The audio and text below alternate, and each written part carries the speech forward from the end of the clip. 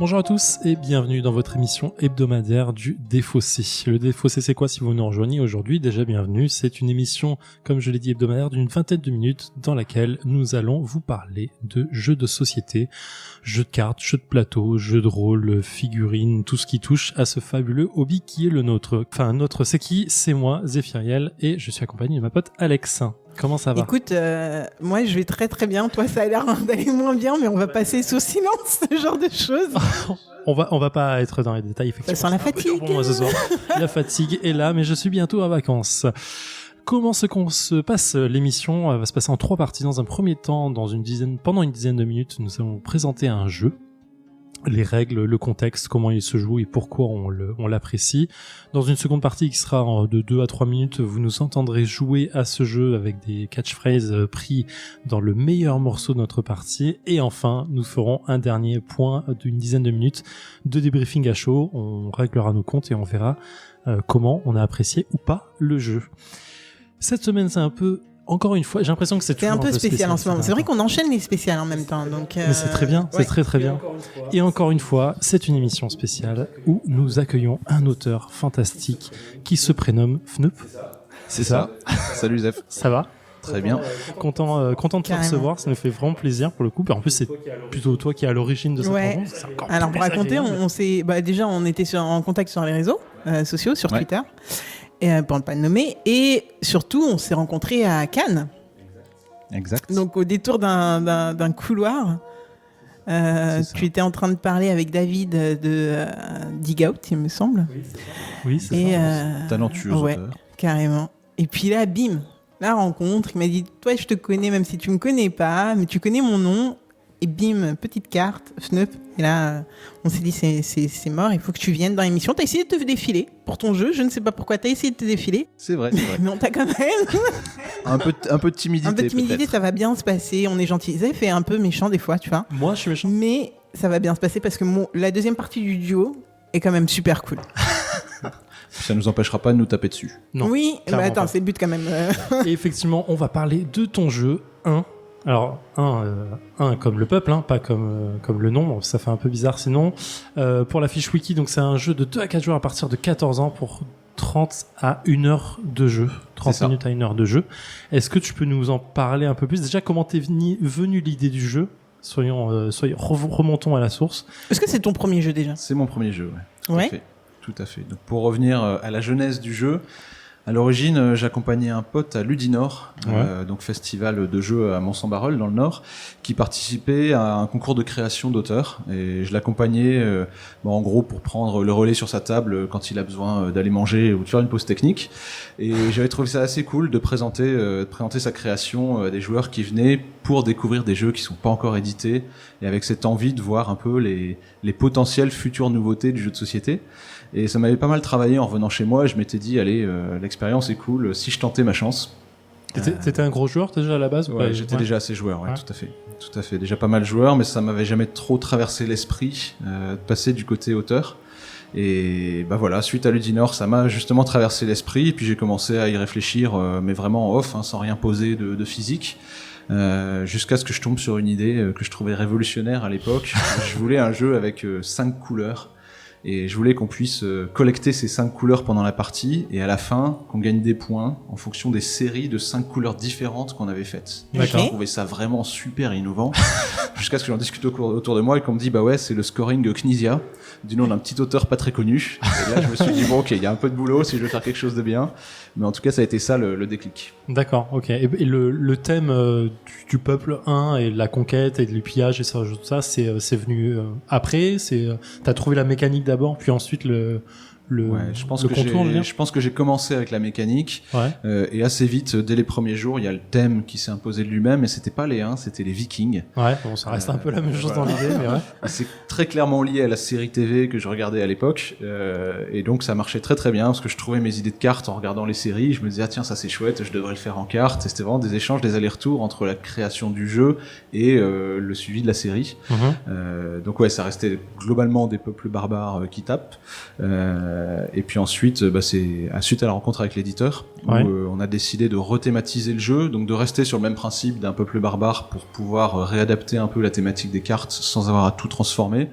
mais en même temps de passer sur les 1 pour se distinguer un petit peu des Vikings qui étaient pas mal à la mode il y a 2 ans, qui continuent à l'être un petit peu moins, mais je crois qu'on avait compté 12 ou 13 sorties de jeux Vikings sur l'année où on pensait sortir un. Ouais, ça commence à faire beaucoup. Ouais, ça faisait beaucoup. Et puis en fait, on connaît tous, même si au final, c'est vrai que c'est moins exploité que... Beaucoup moins, comme à ma Peuple connaissance, Barbare. pas beaucoup de jeux. Un jeu qui devait s'appeler Attila de Feduti il y a quelques années, mais sinon, pas grand-chose que je connaisse sur ce c'était thème. moins parlant dans l'idée viking un peu nordique, mais pour le coup. Moi, je sais pas. Ok, venons encore au sujet. Le 1, c'est quoi? Qu'est-ce qu'on... Alors, j'imagine, en fait, je le sais, on joue des 1. Il y a une façon de le dire, des patronyme? Des 1. Des 1. On va dire des 1 et des 1 alors, comme ça. C'est pas mal. Et on va piller pour gagner des ressources et des points de victoire. C'est ça? Exactement. D'accord. Tout à fait. Donc la mécanique de base, c'est un draft de dés. Donc on va avoir 5 dés de 5 couleurs différentes. Les couleurs sont restées. On va lancer ces dés. L'idée de base est toujours là. Il en reste un peu. Elle a pas mal évolué, mais il en reste un peu. Donc on va lancer ces 5 dés. Le premier joueur va en choisir un parmi les 5, avec lequel il va pouvoir effectivement soit piller des ressources, qui sont représentées par les petits cubes en bois, soit piocher les cartes de la couleur correspondante. Et on verra après que chaque carte a son propre mécanisme. Donc 5 couleurs égale 5 mécanismes distincts. Une fois que c'est fait, c'est au tour du joueur suivant de choisir un dé parmi les 4 qui restent, choisir entre piller et piocher, puis joueur suivant, jusqu'à ce qu'on ait épuisé les 5 dés. Donc ça va être sur la base, sur le draft. Et ensuite, il va falloir équilibrer son jeu entre piller des richesses, donc pour aller chercher des points de victoire rapidement. Et dans ce cas-là, on va venir en fait remplir des petits chariots qui vont demander certaines couleurs, et on va les expédier pour marquer du point de victoire. Et développer l'espace de jeu devant soi, qu'on appelle son camp, avec les différentes cartes, les différentes couleurs de cartes, et donc leurs différents mécanismes. Alors que je comprenne bien, parce que moi je suis la seule autour de la table à pas avoir joué encore à 1, quand on lance le dé, si on tombe, on a un D6. Alors c'est un D6 mais qui n'a que des faces 1, 2 et 3. Voilà, c'est exactement ça que je viens de voir. Qui nous permet de ramasser des ressources 1, 2, 3. 1, 2 ou 3 ressources. Exactement. Bien ça. Ok. Ou alors, on peut piocher une carte. Et qu'est-ce qu'on a sur ces cartes? Alors, on va pouvoir piocher 1, 2 ou 3 cartes. Ah, d'accord. Effectivement, selon le résultat du dé, en choisir une qu'on va pouvoir jouer et remettre les autres sous le tas. D'accord. Et c'est quoi comme type d'action, par exemple? Alors, on a différents types de cartes. Il y a 5 cartes pour les 5 couleurs, avec chacune leur mécanisme. Les premières, les cartes bleues, sont les équipements. Donc, les équipements vont apporter un pouvoir permanent pour la partie. On va en fait s'équiper de la carte pour bénéficier de son pouvoir. Les deuxièmes, les rouges, ce sont des razzias. Donc, les razzias, elles vont avoir un effet immédiat. On ne pourra l'utiliser qu'une seule fois. Il faudra attendre le bon moment pour la déclencher. Les troisièmes sont des mercenaires. Donc, les mercenaires qui vont avoir des pouvoirs assez balèzes. Par contre, pour en bénéficier, il faudra d'abord les payer. Donc dans ce cas-là, leur donner des cubes de richesse pour qu'ensuite ils veuillent bien travailler pour nous et nous faire bénéficier de leur pouvoir.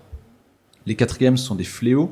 Les fléaux, c'est les seules cartes qu'on va pas jouer pour soi, on va les jouer chez quelqu'un d'autre. Et cette personne va subir le fléau tant qu'elle ne l'a pas combattu, c'est-à-dire tant qu'elle n'a pas fait les offrandes aux dieux pour qu'ils retirent le fléau. Je crois que j'ai trouvé ma couleur, non? C'est bon. Et les dernières, les cartes jaunes, sont les trésors qui, eux, vont apporter des points de victoire si on remplit leurs conditions. Donc c'est comme des petits contrats qu'on va essayer de réaliser pendant la partie. Et c'est eux qui vont nous permettre de payer les verts ou rien à voir? Non, les verts, ça va être directement les ressources qui vont les payer. Les ressources vertes. Ouais. Ok. Exactement. Mais de mémoire, les contrats pour les trésors étaient assez balèzes à faire. Il y avait pas c'est pas le truc que tu pouvais faire 2 ou 3 fois, 4 fois dans la partie. C'était assez limité. Ouais. Alors déjà, tout se résout en fin de partie sur les trésors. Donc ça va être plutôt des histoires de minorité ou de majorité sur des cartes, sur des cubes, sur des chariots, etc. qu'on va remplir ou ne pas remplir. Et si on le remplit, on fera, là on va être dans une partie à 3 joueurs, on fera 3 points de victoire par carte trésor réussie. Ce qui rapporte autant que les chariots qu'on va expédier, parce que quand on aura réussi à remplir nos chariots avec les richesses demandées, on gagnera également 3 points de victoire par chariot expédié. Voilà. Ok, donc fin de la manche, comment se déclenche la fin de la manche? Alors, la fin de partie, ça va être dès qu'il y aura un tas qui sera vide, que ce soit un tas de richesses avec les petits cubes en bois ou un tas de cartes. S'il y a un des tas parmi les 10 qui est vide, on termine le tour et on arrête la partie, on compte les points. Ok. Bon, c'est quoi le nombre moyen de points. de points? Et écoute, le score moyen à ce jeu est de 21,6 points. Après plus de 250 parties notées dans un fichier Excel. C'est vrai? Eh oui. Ouais, pour l'équilibrage. Je pensais qu'il trollait, mais en fait, c'est vrai. Non, c'est vrai. Je suis un psychopathe de la stat aussi, donc du coup... D'accord. C'était une période assez marrante de noter tout ça, les cartes qui sortent pas, les stratégies gagnantes, la position du gagnant. Oh mon dieu, donc t'as les stratégies gagnantes et tout? Bah justement, l'objectif c'était d'équilibrer pour qu'il n'y en ait pas. Ouais, mais... Peut-être que je sais comment réagir pendant la partie selon ce qui se passe. Je pense que ça va être difficile. Enfin, Ouais, je sens que la victoire va être difficile là. Je sais que je ne gagnerai pas. Mais alors, je veux que Fnup, tu battes une certaine personne. Ah, mais quand là, même, tu vois. ma probabilité de victoire est moins de 30%, je pense. Non, mais je dis ça, mais au final, je perds très souvent dans les Non, démos. mais non. Non, voilà. Et je me fais très souvent battre, en particulier par ma femme qui le connaît. Qui connaît bien le jeu, au Quasiment bout d'un mieux que moment. moi. C'est ça.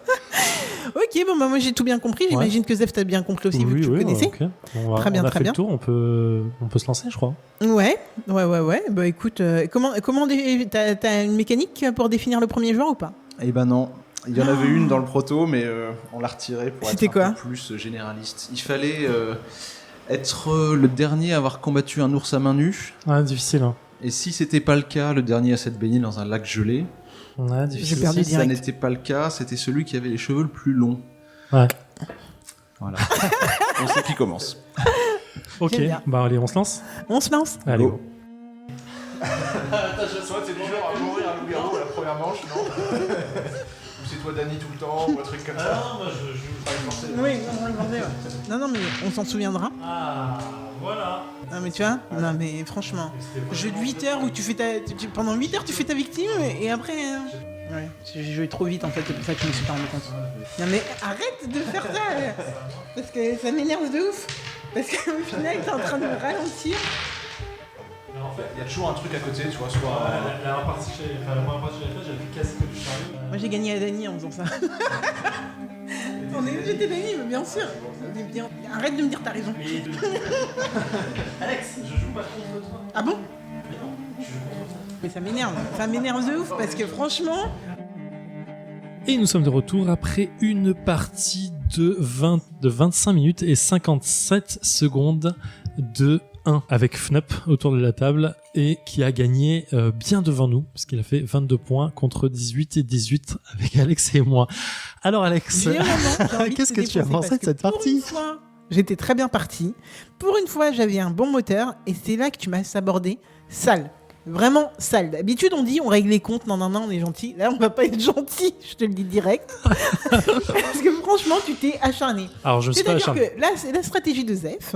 Dès le départ, c'était de me saborder avec des cartes fléau. Faux. C'est-à-dire que La première fléau est partie pour Fnup. Non mais attends. C'est vrai que c'est moi qui ai pris le premier fléau. Non mais tu m'as donné aussi ton premier fléau. C'est vrai que je t'ai veux aussi dire que donné mon premier fléau. Zef après, il a fait tous les fléaux, c'était Alexia. Oh Alex. Oh Alex. Et maintenant, non, c'est pas comme ça qu'on joue. En plus, t'as fait gagner Fnup. T'as fait Alors, gagner j'ai Fnup. pas fait gagner. C'est toi qui l'as fait gagner. Parce que tu lui as donné des cubes à la fin, en fait. En voulant me contredire en disant je t'aide pas parce que tu m'aides pas. Mais effectivement, pour expliquer à l'auditeur, soyons francs, soyons précis. Fnup avait une stratégie, avait plusieurs objectifs de trésor qui étaient d'avoir le plus de cartes possible et d'avoir le plus de cubes sur les cartes. Donc en te donnant toi des cartes fléau et pas à lui, j'empêchais d'avoir des cartes en plus. Et je l'empêchais d'avoir des cubes sur les cartes parce que toi tu les remplissais tes fléaux. Donc du coup j'essayais de le bloquer lui et de te bloquer toi bien sûr. C'était une stratégie à double tiroir j'ai envie de dire pour essayer de te bloquer. Sauf Est-ce que tu as bien réagi? Non. Tu as voulu du coup quand tu as eu un truc où tu pouvais me donner des cubes au lieu de les donner à Fnup et qui du coup l'a fait gagner à la fin on précise. Mais que dalle. Bah si c'est un chariot de plus qu'il a envoyé. c'est un chariot de plus qu'il a envoyé parce que tu lui as donné des Il a cubes. regardé. Non mais attends, mais tu te fous de ma gueule. Non c'est vrai en Je te plus. jure, tu te C'est vrai fous c'est vrai. de ma gueule. Ce qui aurait pu aussi arrêter Fnup, et on le dit, soyons francs, on dit tout aux auditeurs. C'était une carte fléau qui empêchait de piocher des On était au trésors. début du jeu c'était impossible à savoir. Non mais arrête de dire ça parce qu'il avait déjà 3 cartes trésors. Je pensais pas qu'il allait piocher 6 Non, dans la mais partie. Bah, du coup, moi je pensais pas qu'il allait gagner avec les pions que je lui ai donnés. Non mais attends, c'est un truc de ouf. C'est un truc de ouf. Zéphiriel, je t'en veux, mais alors tu sais, là, ça c'est gravé dans le marbre. Ça, Ça c'est-à-dire que tu vas encore plus m'attaquer que tu le faisais avant. C'est ça? c'est trop ça en plus. Non mais attends, mais ça va pas du tout. Donc, en plus, du coup, on a fait 18, 18, 21. 22, 22. Donc, en plus, c'est pas moi qui l'ai fait gagner parce qu'il avait un point de plus que nous de toute façon. Ok, merci. Non, c'est vrai. J'aurais dû prendre une razzia et on aurait juste eu un chariot de différence. Ça, c'était une erreur de ma part. Mais sinon, le jeu en lui-même, Alex, plutôt que ton ressenti haineux que tu as contre moi là tout de suite. Écoute, je me suis vraiment très très amusée. Par contre, ça passe vite. Hein. Ouais. Oh là là, j'ai pas compris ce qui se passait. C'est passé super vite. Je crois que je me suis rendu compte à un tour de la fin qu'il restait tellement peu de cubes dans certaines couleurs que c'était forcément... là, on s'approchait vraiment de la fin. Ce qui veut dire que à ce moment-là, pour réajuster les stratégies, c'est un peu tard, clairement, pour réagir. Et pour se rendre compte qu'en fait, le moteur qu'on a réussi à mettre en place ou quoi aux caisses, il a pas fonctionné comme on l'aurait voulu, c'est un peu tard. Du coup, c'est un jeu qui demande, je pense, à être rejoué plusieurs fois, parce qu'il y a tellement de stratégies différentes à mettre en place pour se rendre compte de ce qui fonctionne, ce qui peut ne pas fonctionner. Moi là, je me suis focalisée sur les mercenaires, les cartes vertes, ce qui veut dire que j'ai pas vraiment vu les autres, à part celles qu'on me mettait, c'est-à-dire les fléaux. Mais genre les bleus, je les ai vus à la fin parce que j'avais pas trop d'autres choix que de les faire, alors qu'en fait c'était un truc génial. C'était un truc qui aurait pu me virer ton fléau en 2-2 quoi. Je m'en suis rendu compte. Ouais, à la fin, je sais plus ce que j'avais. J'avais un truc assez ouf qui m'aurait permis de virer ton fléau qui m'a bloqué à un moment. J'ai pas vu du tout de carte trésor et c'était pas une bleue d'ailleurs, c'était une carte rouge. Je confonds les trucs. Mais donc voilà, je pense qu'il y a vraiment beaucoup de manières de gagner et c'est un jeu à rejouabilité franchement très intéressante. Tout en étant assez simple. Attends, c'est quel âge on a dit 14+. 14+. Ouais. Il est noté à 14, mais comme a priori on dit tout aux auditeurs, c'est aussi parce qu'aux États-Unis, en dessous de 14, il faut faire passer les tests spécifiques au jeu, qui coûtent un fric monstrueux. Et comme là c'était une sortie avec une partie internationale, il fallait que le jeu puisse passer. Donc c'est pour ça qu'on voit beaucoup de jeux qui finalement sont accessibles, qui titrent à 14 et plus, pour pas avoir à passer ces fameux tests qui sont faits par des experts et qui, pour des éditeurs, comme on le sait, qui roulent pas forcément sur l'or. C'est cher. D'accord, parce qu'en fait, du coup, c'est quoi? C'est des tests pédopsychiatres ou comme ça, crois, j'imagine. ouais. D'accord, ok. Ouais, En fait, tu viens de nous faire comprendre plein de trucs d'un coup. ouf. Parce qu'on se posait la question depuis pas mal d'émissions sur certains jeux. C'est ça. Donc tu vas plus se trouver chez des petits éditeurs qui ont des tirages un peu plus petits et qui peuvent pas forcément se permettre d'investir sur ce fameux test pour la sortie internationale. Par contre, les plus gros éditeurs en France, ils vont un peu plus coller à l'âge réel. D'accord. Oui, parce que là, en fait, on est plus sur un format 8, non? Ouais, je dirais 10, ouais. Enfin, faut lire un peu, quoi, mais... Ouais, 10. Ouais, il y a de la lecture, il y a quand même c'est un moteur... Enfin, faut quand même créer un truc, un petit moteur de jeu pour y arriver. Disons que l'accès est pas compliqué, par contre la maîtrise du jeu derrière, il faut un petit peu d'expérience, un peu de... D'accord.